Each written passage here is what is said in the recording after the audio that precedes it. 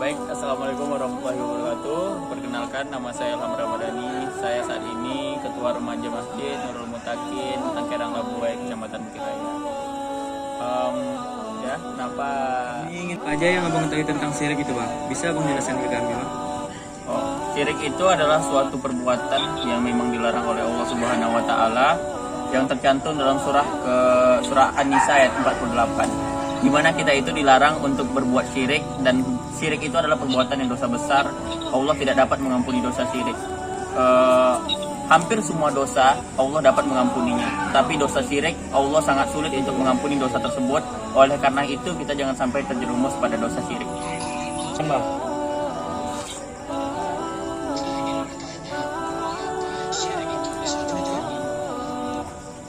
Syirik itu bisa terjadi ketika kita tidak mampu untuk mempertahankan iman kita kepada Allah Subhanahu Wa Taala. Ketika kita memikirkan bahwa ada harapan lain selain Allah Subhanahu Wa Taala, kita berpikir bahwa Tuhan itu ada selain Allah Subhanahu Wa Taala. Padahal di dalam surah Al-Ikhlas sendiri sudah tercantum di sana bahwa Allah itu esa, tiada Tuhan selain Allah.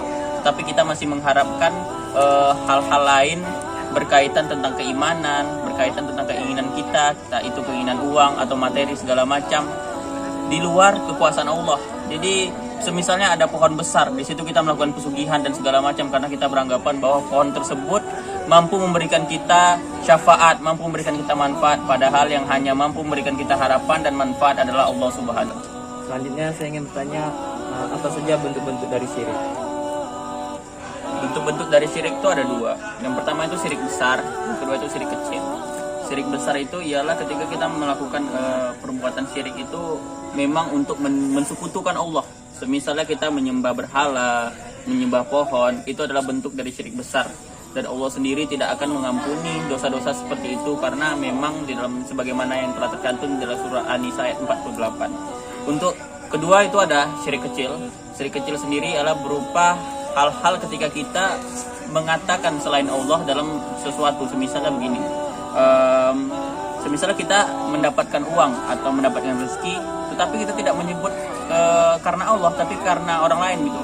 Wah, tadi karena si A aku dapat uang segini, padahal rezeki itu datang dari Allah Subhanahu Wa Taala. Itu adalah contoh syirik kecil. Jadi ada syirik besar, ada syirik kecil. Syirik kecil masih bisa diampuni dan pintu taubatnya masih terbuka. Tapi syirik besar itu tidak dapat diampuni.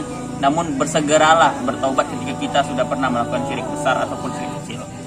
Bahaya dari syirik itu apa, dan ada enggak menurut abang di sini nih, yang pernah abang lihat nih di sini nih, di lingkungan kita nih, ada enggak yang pernah melakukan syirik itu?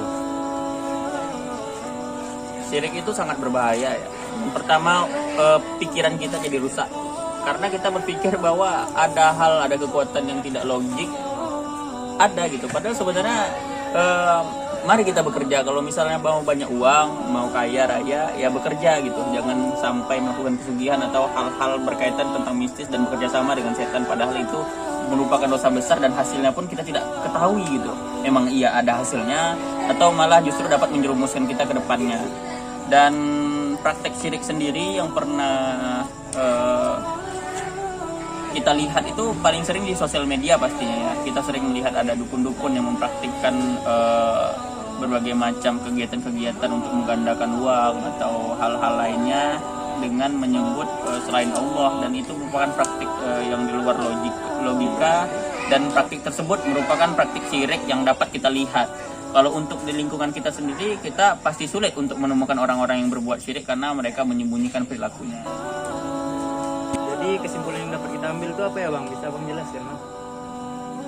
Jadi kesimpulan dari apa yang kita tadi diskusikan itu, yang pertama jangan berbuat syirik sama sekali, karena syirik adalah merupakan perbuatan yang dosa yang sangat besar, serta perbuatan syirik adalah bentuk kebodohan kita gitu.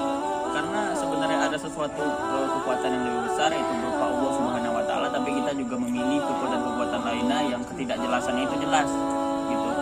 Contohnya kita mencari sembahan-sembahan dengan batu lah, dengan pohon, padahal itu jelas-jelas perbuatan yang bodoh, sangat-sangat jahiliyah.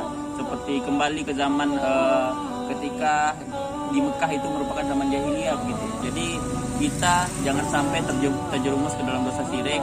Untuk adik-adik yang sudah mewawancarai saya, jangan sampai kita terjerumus ke dosa syirik. Semoga kita oleh dosa syirik, karena dosa syirik dapat menjerumuskan kita ke neraka jahanam.